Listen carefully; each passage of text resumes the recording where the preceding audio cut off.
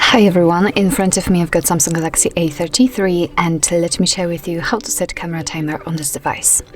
So first of all, let's enter the camera app, and since we are in the standard photo mode, we can take a look at this option bar.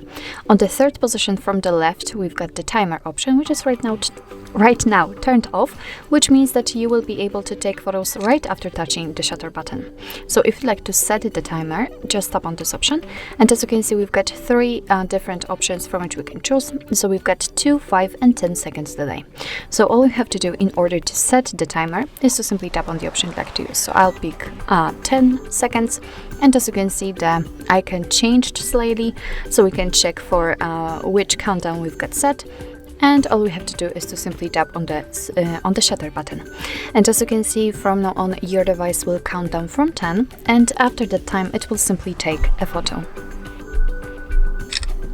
As you can see, the photo has been taken, and of course it will work the same with all other options, so 5 and 2 seconds delay, for example. As you can see, right now it is counting down from 2.